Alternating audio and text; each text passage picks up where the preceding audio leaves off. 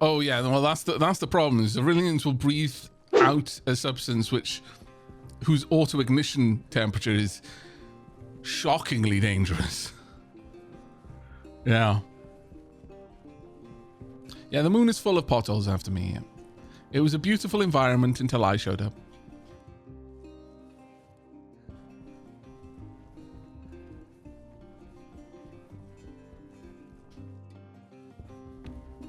Yeah, I'm absolutely in awe of the new terrain. It has really added a lot. It's weird because from a functional standpoint, it hasn't. Well, actually, no, that's not entirely true. It has, but you have to dig a bit to get to that stuff. But just from like the feel of the game with the terrain update, it has added an awful lot to the experience. And I'm looking forward to exploring the locations of the different planets a bit more as well. This is, realistically speaking, my first real dive into it since the terrain update. I've pootled around a little bit here and there, but not really done a proper playthrough. So I'm looking forward to exploring and setting up deep mining outposts and stuff.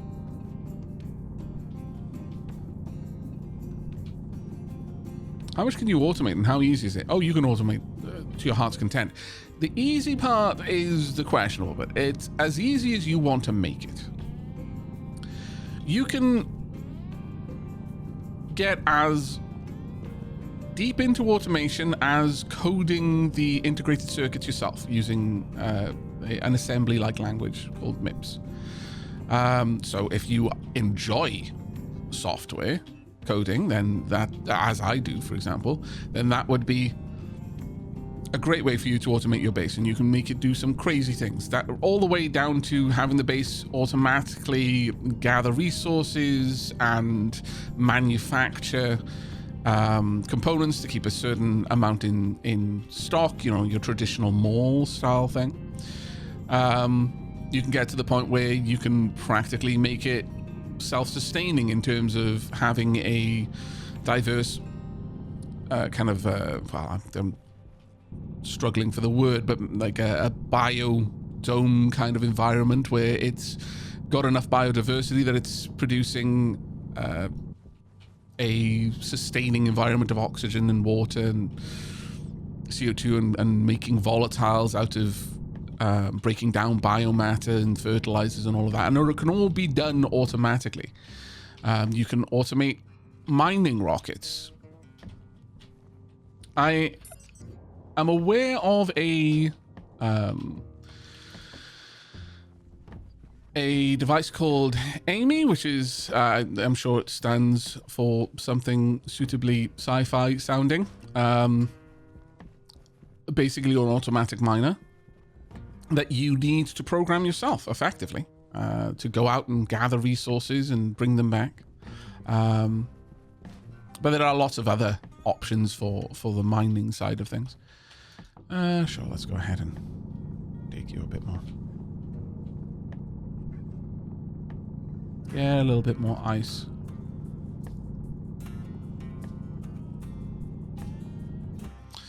But one of the things that I'm kind of the most excited about, I guess, with regards to the terrain update is that it's effectively a handcrafted map. As much as I enjoy procedural generation, I don't know if the ore placement is procedural. I think it is. Not Simon would have to weigh in on that one. But as much as I am an avid roguelike player and enjoy procedural generation, it does tend towards the bland when it comes to environments. When something is truly randomly generated, you lose a lot of things that make it interesting. Or is procedural, but deterministic, right? Yeah.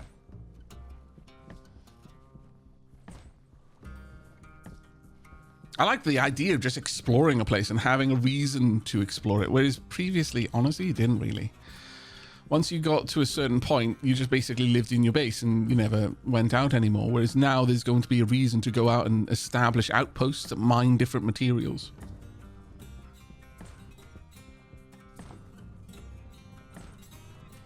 Copper. Like that's the big thing for me, because once you got to the point, which to be honest, I could get to relatively quickly, if I wasn't dragging my feet. And again, because I enjoy the software side of things, I would tend to automate mining, and I'd very quickly get to a stage where I had no real reason to leave my base. I had deep miners that were pretty much pulling up every type of ore that exists, and that was that, really. And that didn't give me much of a reason to go out anymore, which was a bit of a shame. Obviously, you know, you can create your own reasons to go out, but it's kind of nice to legitimately have a reason to go and wander around and see what the game has to show you.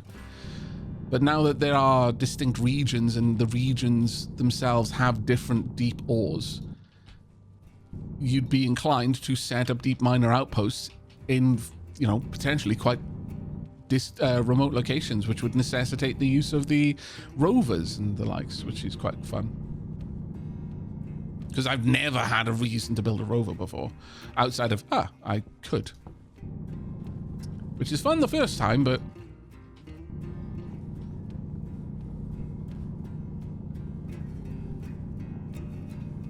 I don't think there's anything more.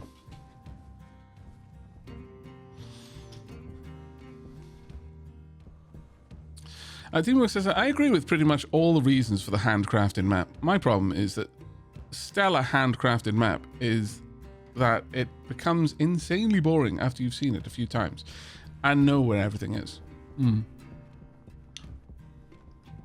Not Simon replied with, that's why we want to make more. In our experience, you don't explore a load, and each map should keep you going for a while. Also, I think we'll get even better at making maps as we make more of them. Well, yeah, much like anything else, you find improvements to the workflow as time goes on. Probably very much like video editing. When you first start, it takes you hours to edit a video. By the end of it, it takes you minutes. Mind you, the computer still takes hours sometimes, but the human involvement, that cost is dramatically reduced.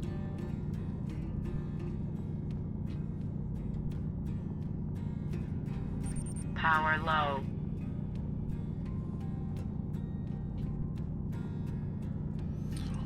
Another thing, though, is a very small quality of life enhancement, but oh my lord, is it a quality of life enhancement.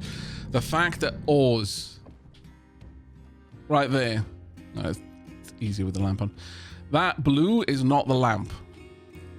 Used to be that there were tiny little cracks in amongst the edges that would indicate, hey, there's something buried in here, you can dig a little bit deeper. But now you get a color that just gives a bit of a better idea of where things are at. And I kind of imagine it as the character is just examining the soil that's being kicked up with the drill, and can identify traces that indicate that there's more copper in that direction. Also, hello Raiders! Welcome on in, it's Alex. 62 months, mate, that is a long time. How you doing, buddy? What were you playing today?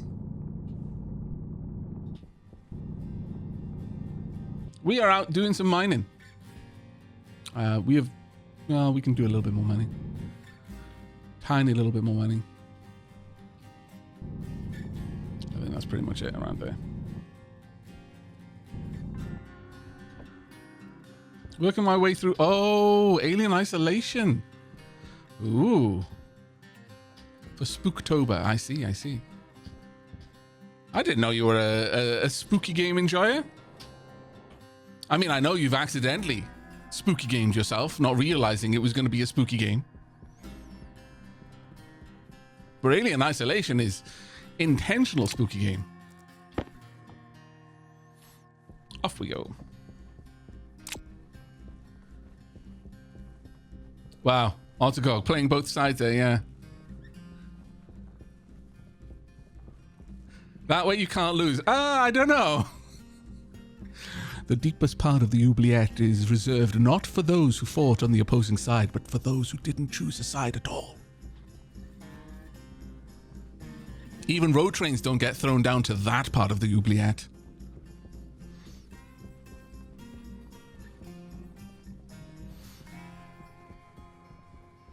There aren't even Jeff corpses down there to soften your fall.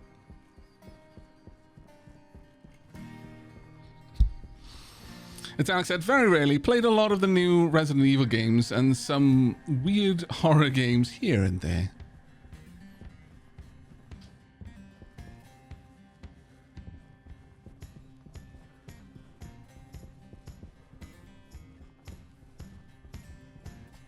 Welcome back, Quantum Reagent. How are you doing, mate? We are returning after a successful mining trip. We're going to do it blind for Spooktober. Who knows what I'm walking into? I could be about to trip and fall down a moonworm tunnel. There might be sapient moon rocks chasing me right now. Now the light's gone out. They've unfurled their myriad legs, skittering along in my shadow that I'm not casting because there's no light on me. But they can see it because they've got eyes that have evolved for the moon.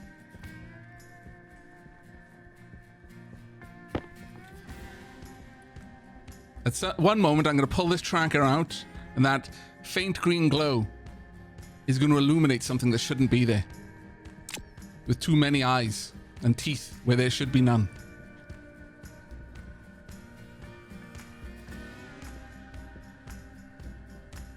Actually, let me have a look at my... I've got plenty of power.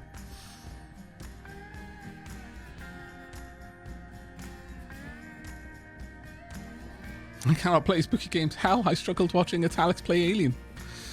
It's fine. This is not a spooky game. There's no enemies. Well, you're your own enemy. There are definitely enemies in this game, and you are them. I've walked past my base. See? Case in point. The only enemies in this game are you. And you're a very, very, very efficient villain in this story.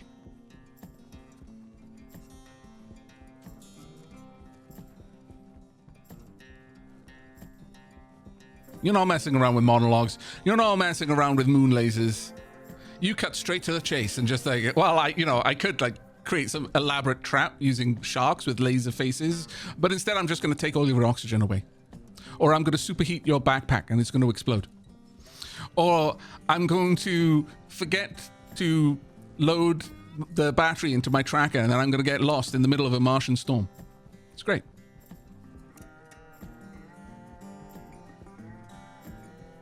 So we meet again, my ancient nemesis.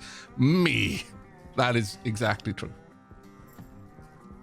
How different is monologuing and talking to... That's actually true.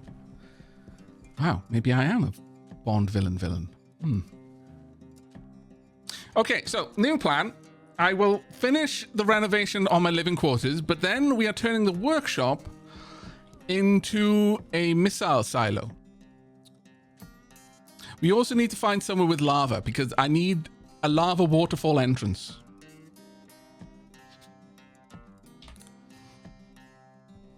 Right. Let's just drop off our spoils.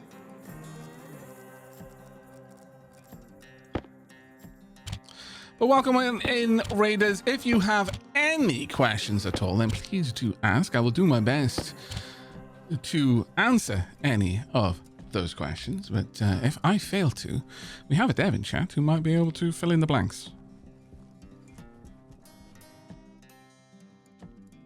Oh, and speaking of... Not Simon. I'm on the beta branch because of course I am. You know, I like to live on the edge. I was not aware of the solar storms that have now been added on the moon. So when suddenly it felt like the sun was exploding, I thought there was a bug. And obviously, since I have like a lighting mod, I was like, oh, the mod's broken. Why? I really like that mod and I was trying to fix it in all sorts of ways. And then I decided to check the Discord and I saw other people screenshotting things. I was like, ah, right. Okay. Well, they're here in beta at the very least. That was an experience. Yeah.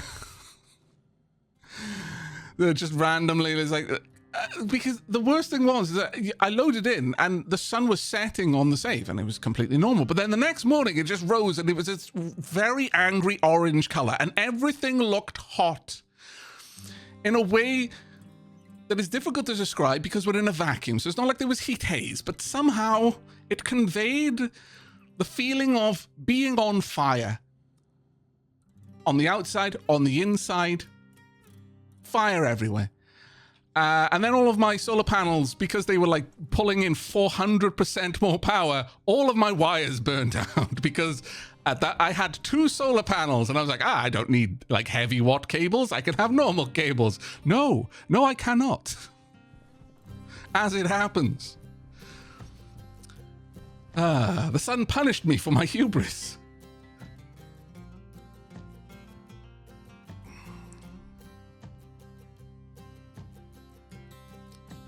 But now I am actually wondering, is that like now a new type of storm event that can happen on any planet? Obviously, a planet with an atmosphere isn't going to feel the full brunt of it like the moon will. Or, well, I guess Minmus would, but it's much further away, so it would be far less rough on you because the moon is that much closer. But, I mean, a solar storm feels like it could affect any planet. Doesn't need to have an atmosphere. Also, chat, should I repeat my suggestion from earlier? Or would chat get angry with me and accuse me of conspiring with Randy?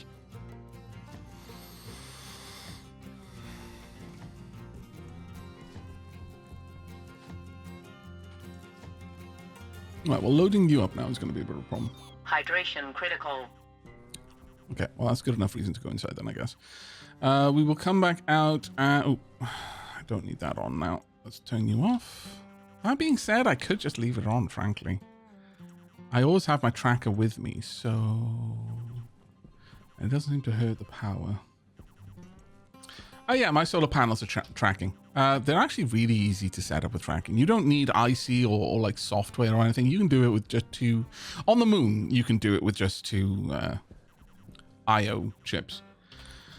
The reason why the moon is so easy is because there's no axial tilt on the moon. There's no seasons. The sun always passes directly overhead in a straight line every single day forever until it explodes, you know.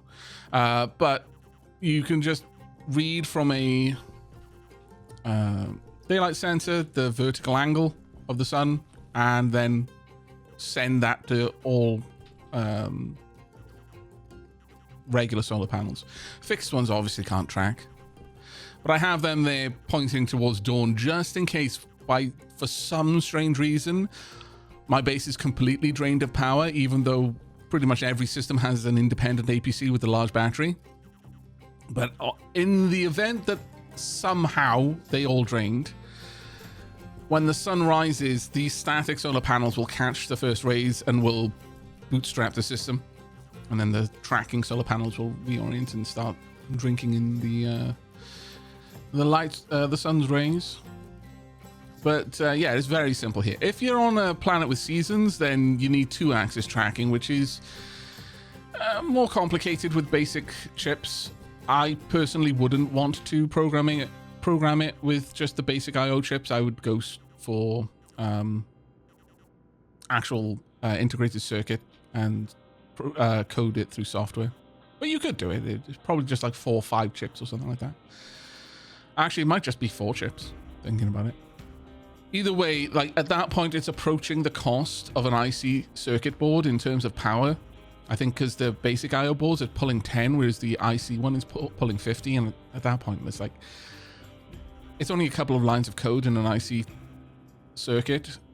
So I would be able to do that and then have the chip do a bunch of other automated things around the base. So it ends up being better for me.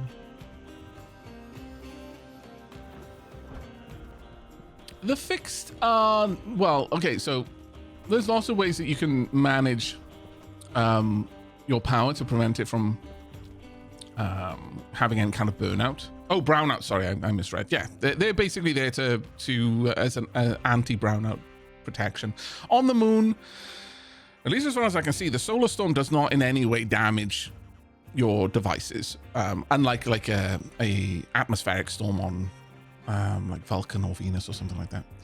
So those solar panels are good to go and will remain good to go. The only thing that would cause me a problem is if the cable's burnt out, or if by, I don't know, the sun's suddenly kicking out 400% more energy than you were expecting it to.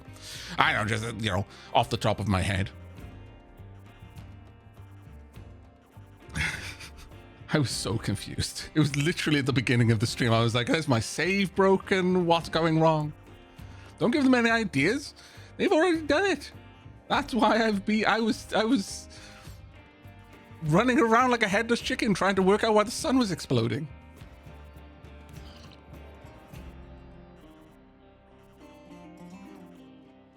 Right.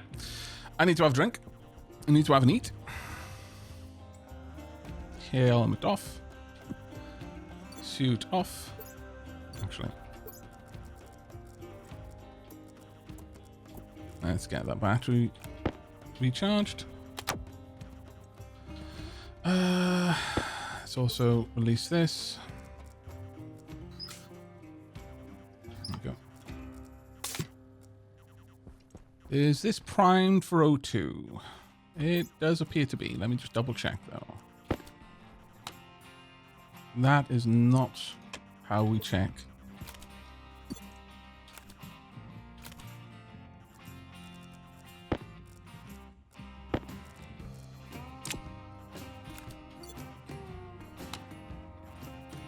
Yep, nothing in that pipe now.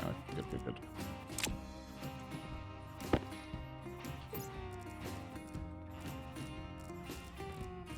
There you go. On the back pressure regulator, turn on this. But like a lot of these little things that I'm doing could easily be automated with IC.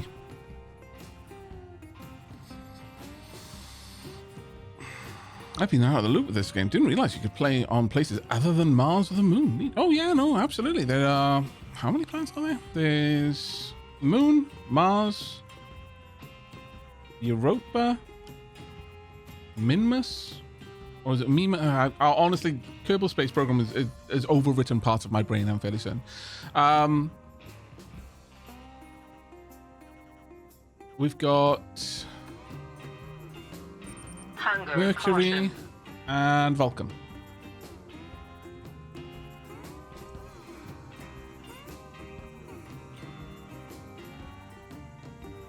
I imagine we must. I'm now wondering if I'm talking nonsense, but there's loads of modded planets as well.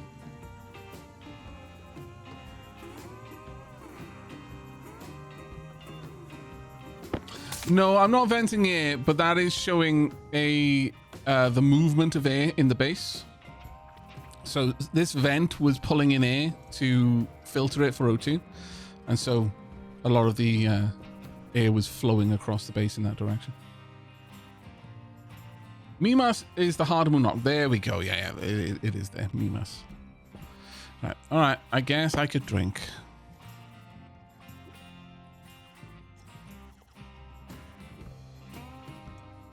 There we go. Have a snack. All right. My last snack.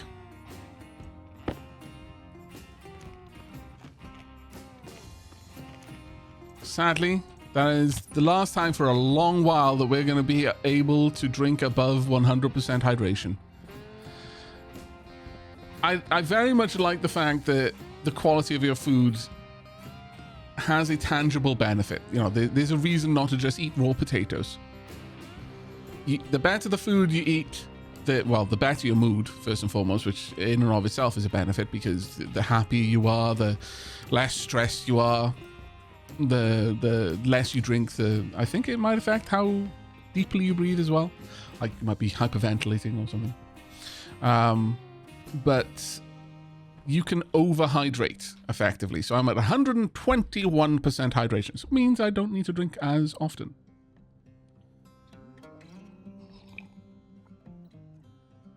Drink the potato water. Okay. This is not... We are not a cosmonaut. Okay, we will not be drinking the potato water. Yet. I make no promises. But right now, we're not doing it. Alright, let's get these in here. Actually, no, we still wanted those outside. But you can definitely come in here.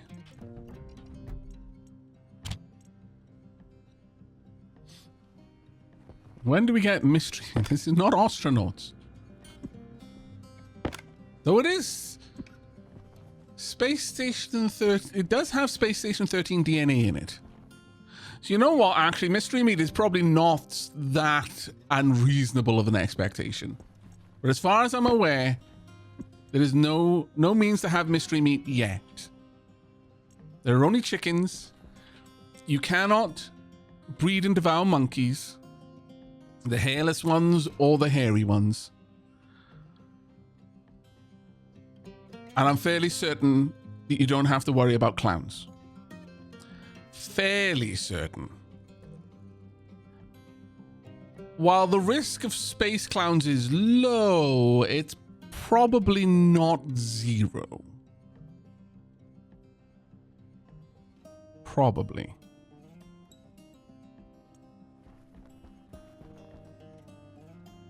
Yeah, you can never be certain about clowns. It's true. Right, okay, so now that it's nighttime, time for us to head on out. Let's quickly recharge my suit, turn all the settings on. Right, let's go. What was that old movie? Killer Clowns in Space? I don't know what you're talking about. Unfortunately. I was referring to space clowns as in, you know, Space Station 13 clowns, but... you know what I forgot to get while I was out mining? Oxite. Got 1.5 moles of oxygen. God damn. Okay, that was very silly of me. It's because I got so much ice in there. You know what? Okay, fine. We're going to go back inside. We're going to apply the ice. And then we're going to free up 3 separate spots in my inventory.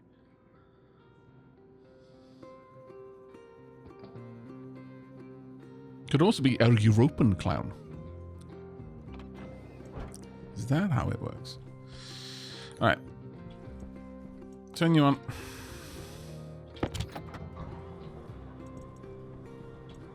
How many liters do we have in here?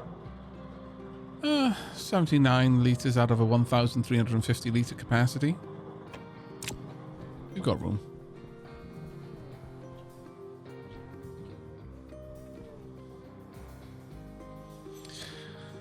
But one of the things I really enjoy about this game is just the thermodynamic simulation, the fact that managing gases, pressures, and temperatures and how they influence one another. And the fact that different planets you have to approach in a very different way. Not just because of the composition of their atmosphere, but just because of the temperature of their atmosphere. How, for example, on Vulcan, you don't even need to have combustibles in your furnace in order to get a smelt going. You just need to pick the right time of day to go out and just open the furnace to the natural Vulcan atmosphere, and you're golden. Obviously, you can't like make steel that way, but...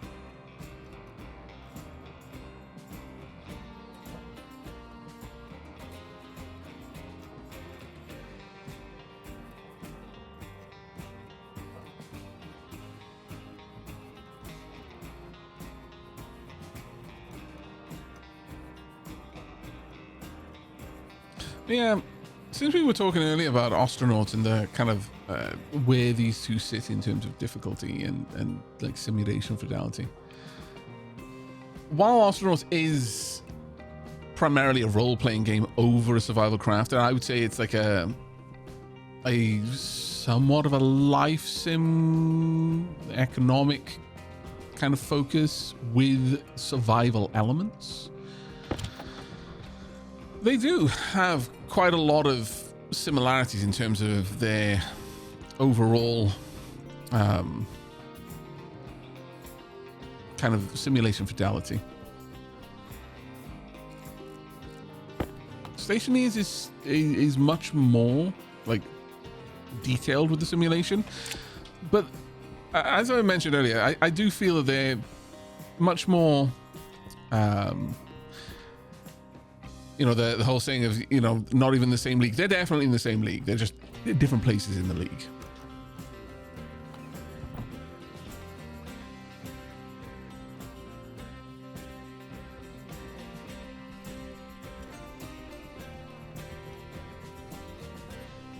Obviously, being able to play multiplayer changes things dramatically. As far as I'm aware, there's no means to play Astronauts in multiplayer.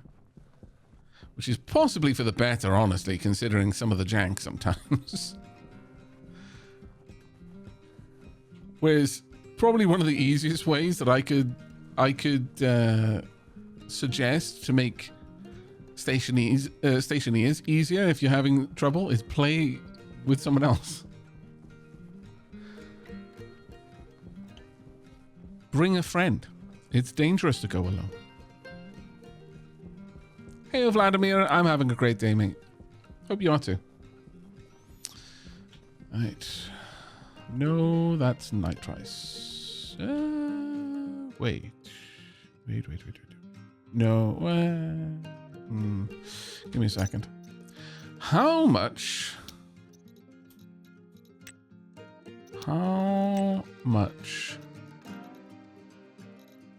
Where is 23 moles of oxygen? How many moles of nitrous? Oh, 3. Okay, never mind. Look, all I'm saying is that I'm not opposed to firing up my furnace using super rocket fuel. Okay? Some days you just need to be like, I need to get this fire started now. I don't have time to wait for it to warm up.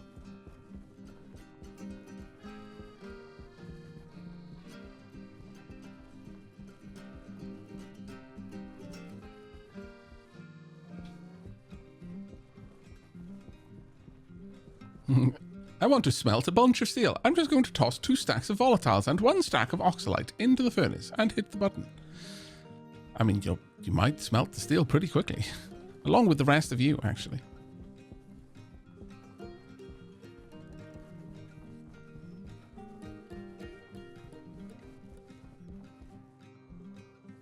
Damn, these space worms.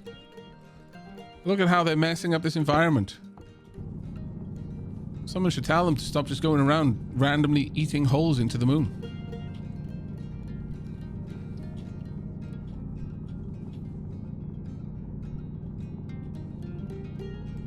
Actual villain behavior.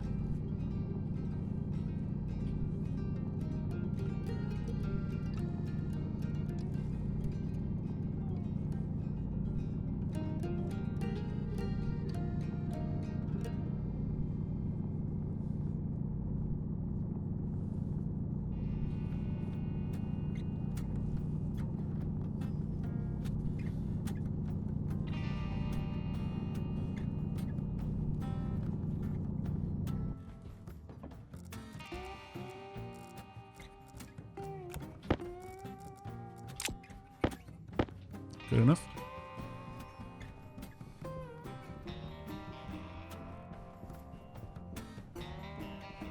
Aavak, we would still love you, even if you were a worm. That's only because, you know, if I was a worm, I would be shy halud. And loving me wouldn't be an option. It would be a survival strategy.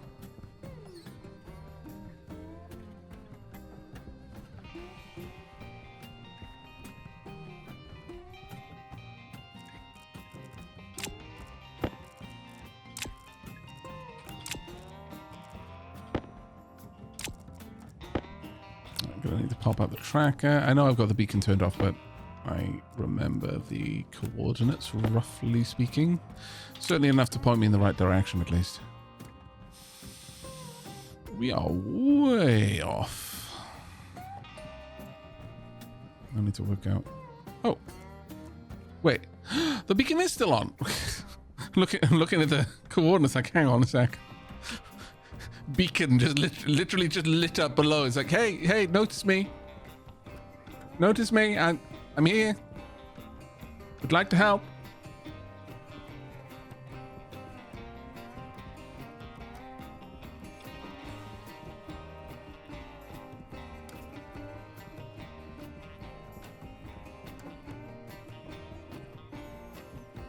Look at this right there.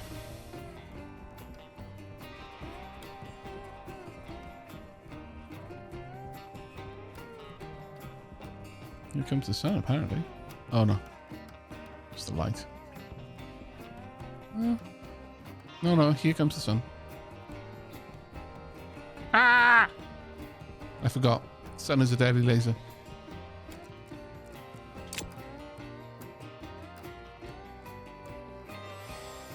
Let's go.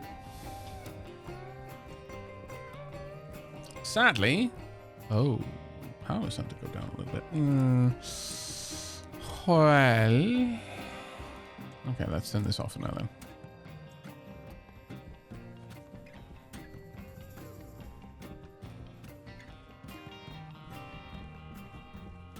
More vintage story when?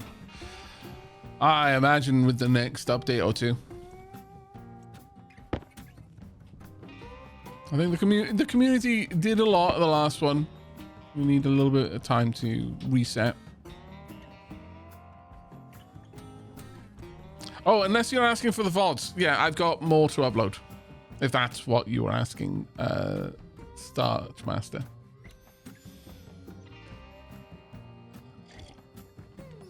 Need to edit them though. I'm behind on those. I'm always behind on VOD editing. Okay, it's because when I stream for like 12 hours. It tends to mean that I've got a lot of editing to do. Oh yeah, the VODs have been in... Wait. You know, I don't... Damn it, I don't know. No, I think they were just setting out. It's been that long. We're not even at Mount Labrador yet. Oh, God. I'm gonna have to edit that. That's that. You know what? That's why I'm behind on editing those VODs. It's because I was like, can I even upload this?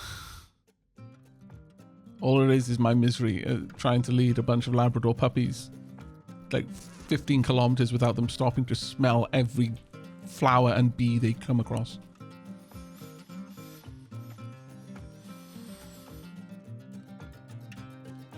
Time lapse. More editing. I will reward you for your effort with more work. Right.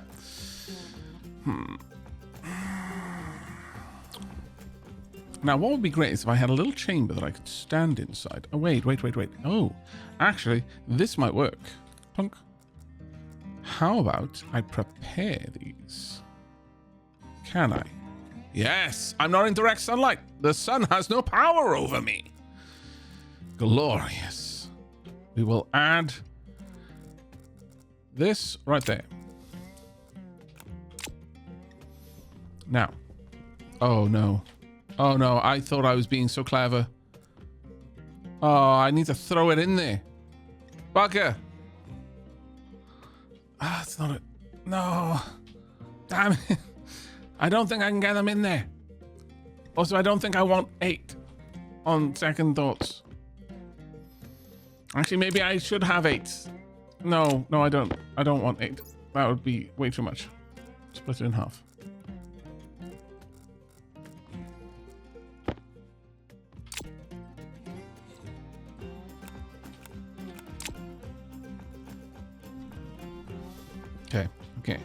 Okay.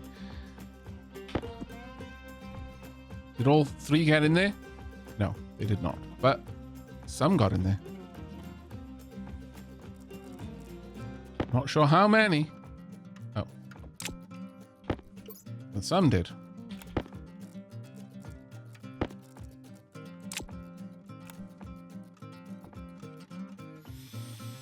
Okay, 69 moles. Nice.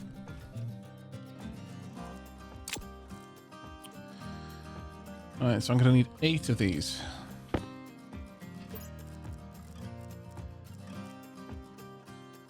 Good enough.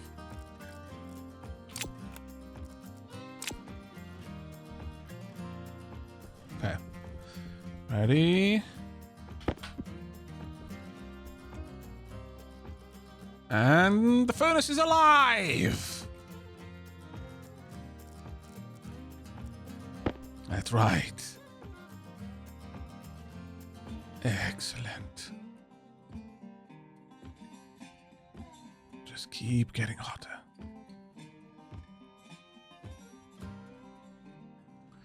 Oh, I will say there's a surprisingly low amount of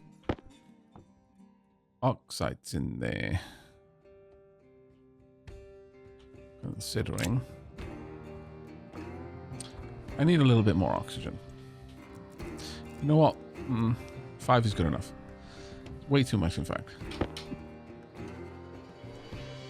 There we go. That's what we want to see. Okay. Drop's a good one.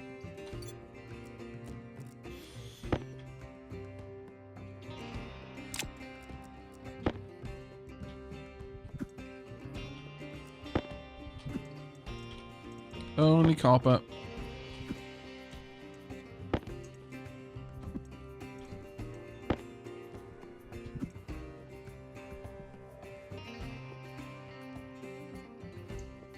I'm gonna need a bunch of coal.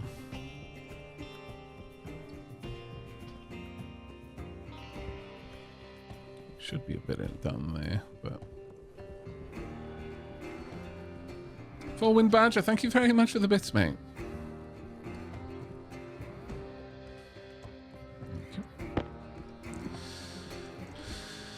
Right.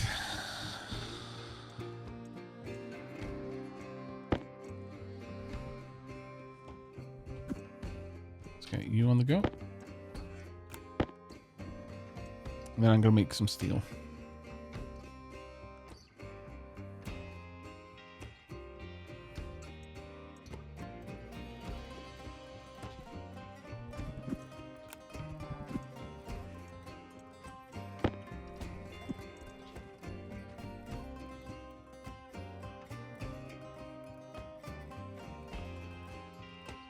Okay, so the reason why that changed color is because the gold was off-gassing a lot. So now there's loads of oxygen in there right now. And that's another thing I love about the simulation in this. There's plenty of coal, I think, over here.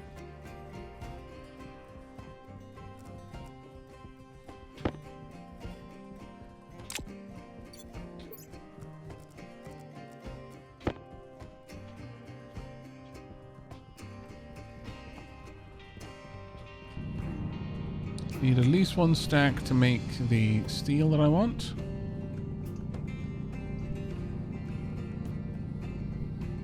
Is there no more down here? How very peculiar. Alright. Kind of surprised by that. Oh, there was coal in the chest, but not the right amount. I've got 3 full stacks of iron, so I want to use 1 full stack of coal to produce effectively 50 units of coal and 150 units of iron to produce 200 units of steel. Eddie Boo, thank you very much for the resub, mate. Welcome on back.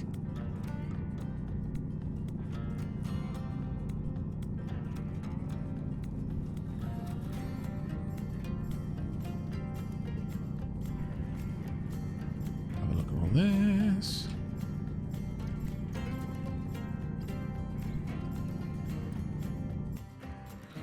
Oh, nothing else down here. Right, damn it.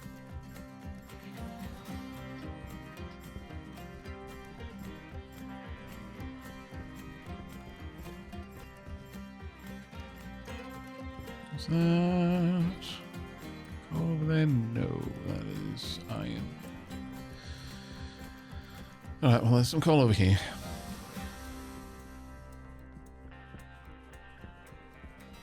For wind banisters, I always try and go as fast as I can to the glass. It's such a lifesaver. Honestly, I kind of want to try out the new colored ore tablet. I know it hasn't got as much range as the glass is, but well, to be fair, the game has changed a decent amount since my Martian run, where I was kind of learning how the game worked.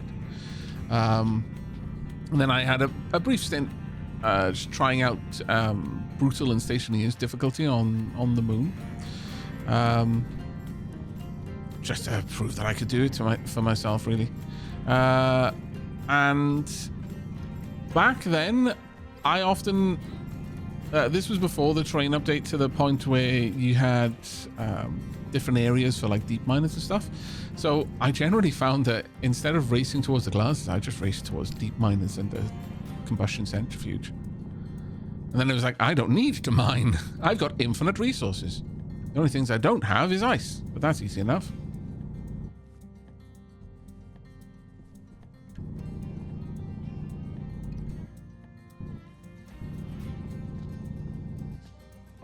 Good enough.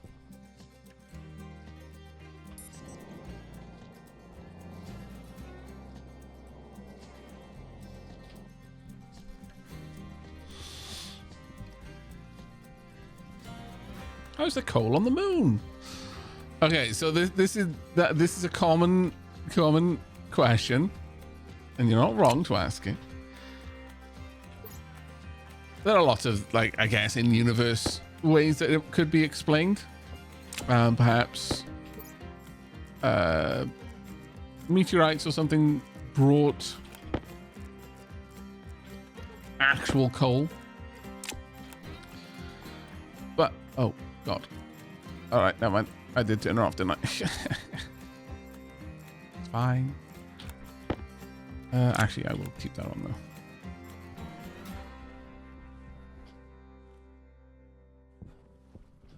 Yeah, about there. I will say that the GPS in this is being quite useful. As long as you can remember, roughly speaking, what coordinates you need, you're golden. But one of the things that I will say about the moon, there's only really two things that,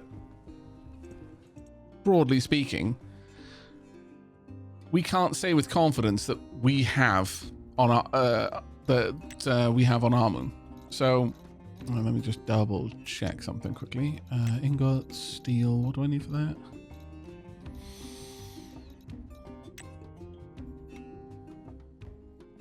Six to 7. Is this enough? Might be.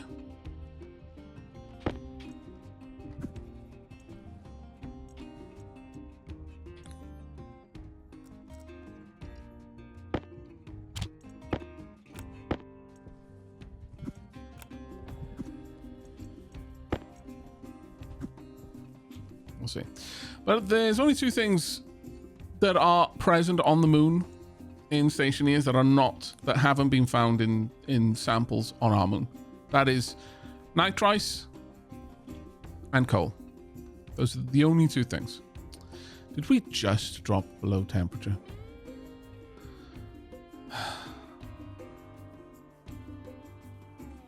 My day is ruined. I have been somewhat tempted to do a little run where I disable those materials, because you can absolutely get to steel without coal.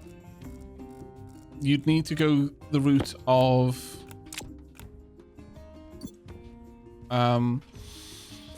charcoal using biomass.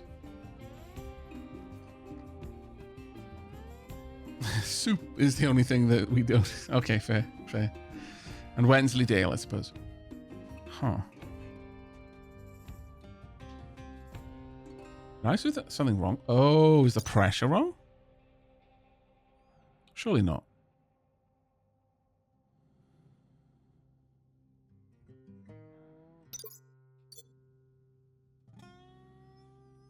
$50 grams of hydrocarbon, 150 grams of iron. Why is that not making 751? Oh, I was looking at the wrong thing, wasn't I? Yep, I was looking at Celsius in here and Kelvin on the furnace. I am a dumb. I am a dumb. The classic blunder. Mixing my units of measure.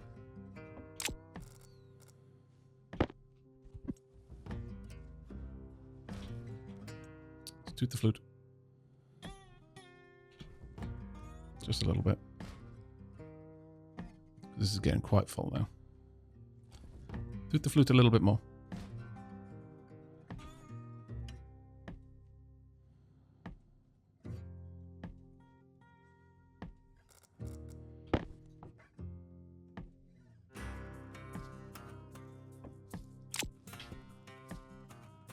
I need a tiny bit of oxygen now.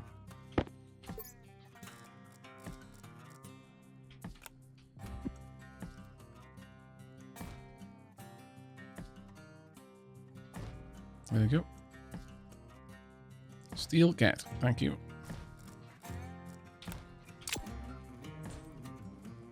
Okay. This is a very hot furnace now. Do I want to quickly get... Do I need silicon or anything else? Give me a second. I'm going to pause this for a moment and have a quick gander what alloys I could make. Well, he understands how the Americans felt. Yep, pretty much. Isn't that why a Martian rover kissed the surface a tiny bit too... Oh, yeah, yeah. It's also why a couple of the rockets just tore themselves apart on launch. It's a bad day. It's a very bad day, okay? When your guidance system is thinking in Eagle units and the actual system that manages the rudders of the rocket are thinking in science units.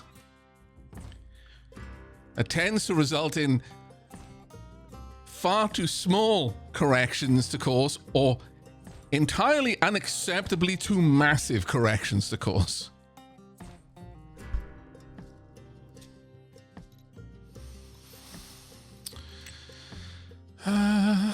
Well, that's definitely a no.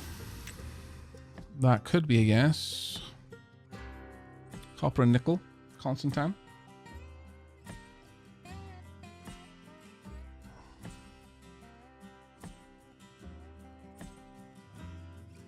Yeah, they have actually added Celsius is now also marked, yeah. And ironically, that has led to me with more mistakes than not. Because I'm not used to there being other units of measure. So it just happens to be lucky that my eyes focus on the right thing. But we could make some Constantine. 50 copper, 50 nickel, if I've got it. 61 nickel.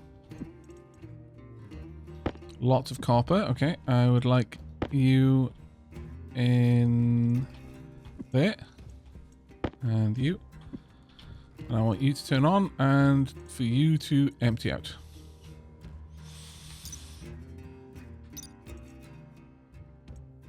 Donk. And donk.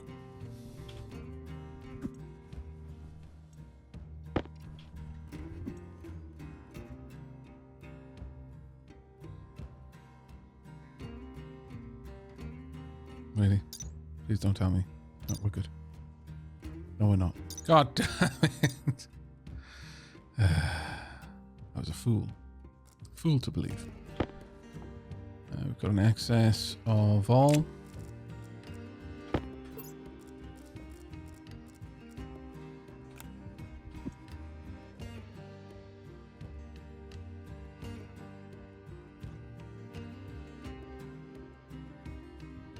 No explode. No explodey, please. For a second there, I thought I'd put the wrong stack in. I had not. Okay, this is going to continue heating now. I would have said, just shy. A little bit of vol. It's fine. It's meant to be in the red, chat. That means it's going to happen faster. We want it to smelt faster, right? Why would we want a slow smelt? That doesn't make any sense.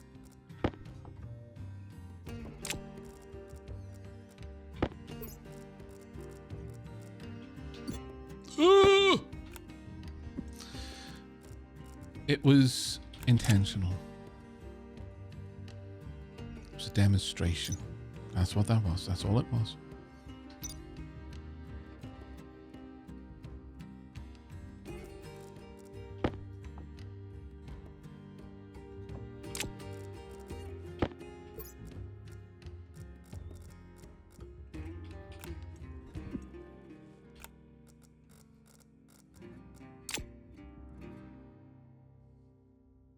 Come on, just need another 10 degrees. We're gonna get 10 degrees. Maybe. Come on. One more. Ish. One more ish. Come on. Oh, you tease. 0.1 degree away. Actual villain.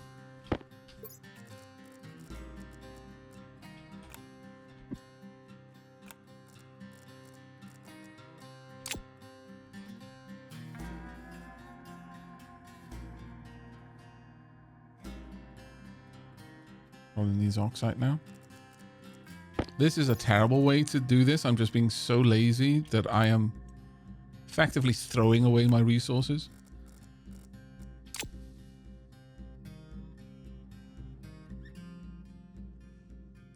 Constantam. Shoot the flute. My lord, does this need to lose some pressure?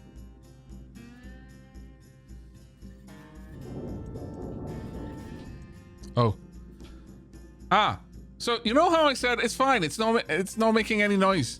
That may or may not have been because there was no atmosphere to transmit the noise that it was making until I tooted the flute and allowed some of the atmosphere out, and then we got a very brief example of the complaints that the furnace was lodging with my supervisor.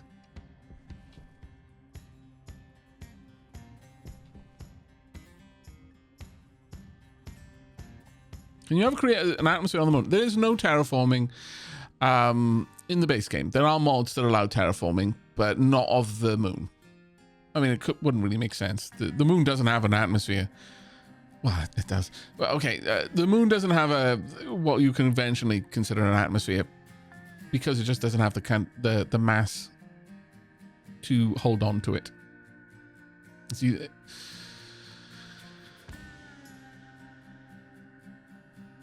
At least I believe it's because of its mass. I could be wrong, though.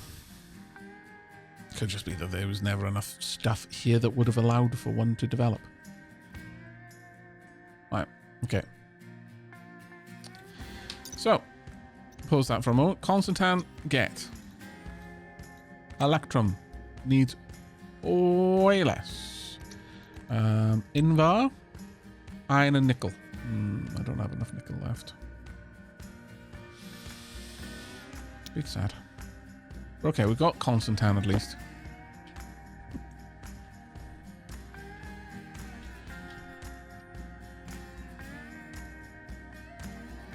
Yeah, it doesn't have an atmosphere worth mentioning unless you're being extremely technical. You know. This is the internet, Wolf. Okay? If I say something innocent, like the moon doesn't have an atmosphere, which for 99.99999999999999999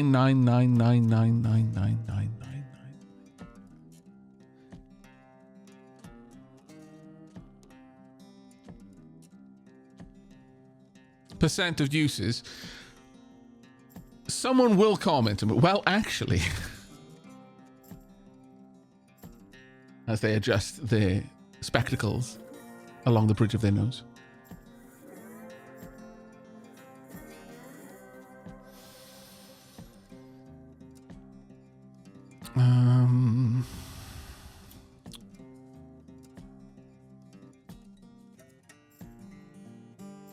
I need Invar and Electrum for that, which is kind of annoying.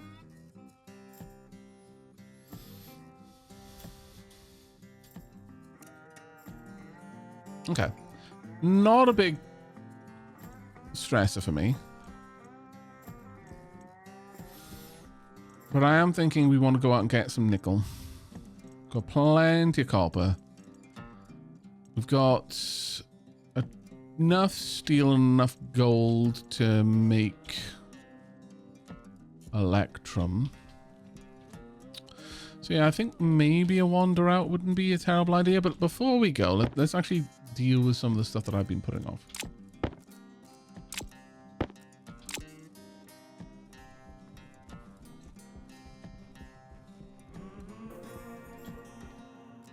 First and foremost,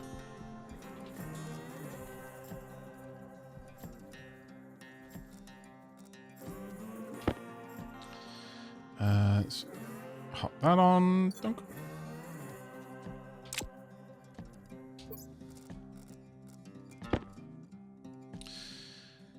Right. Yoink. Now, the careful thing is I need to not remove that, otherwise explosive decompression.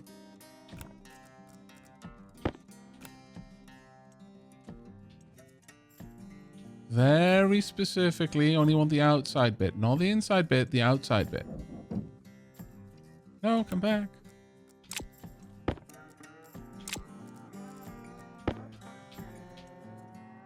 Not the out... Oh, actually, this one can only take out the outside bit, so we're a bit safer. Okay, that's kind of not great. Please don't do that. All right.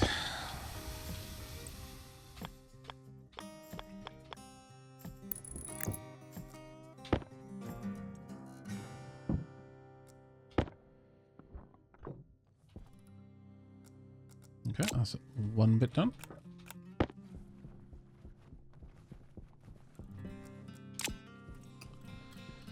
I'm gonna need how many windows? One? Or are there walls?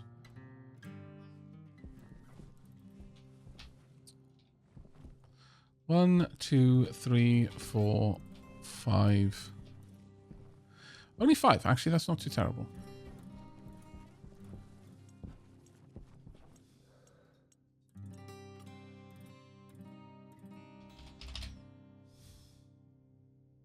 Hydration critical. Hished.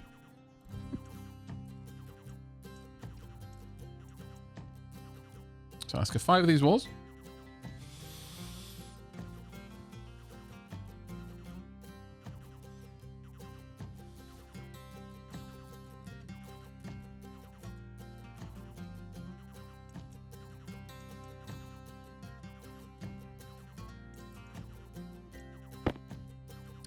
Yeah, the moon does have an atmosphere.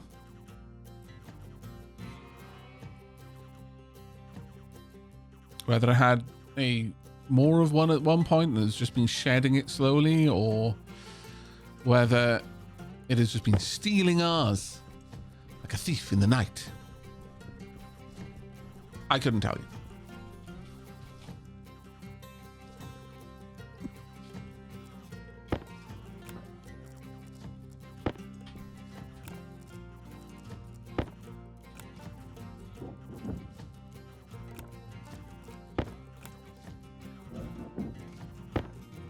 The second I feel comfortable with this is the moment that I'm going to break into the base and explode everything that I've worked so hard to accumulate outwards in a spectacular display of derpitude.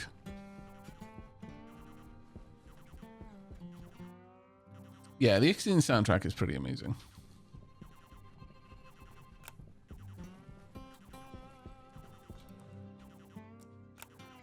Okay, funk. Let's get you facing the right way, please. That is not the right way. Come on. There we go. 5-1.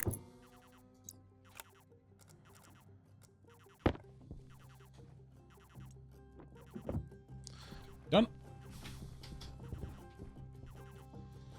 Now to get the ones at the top. Ah.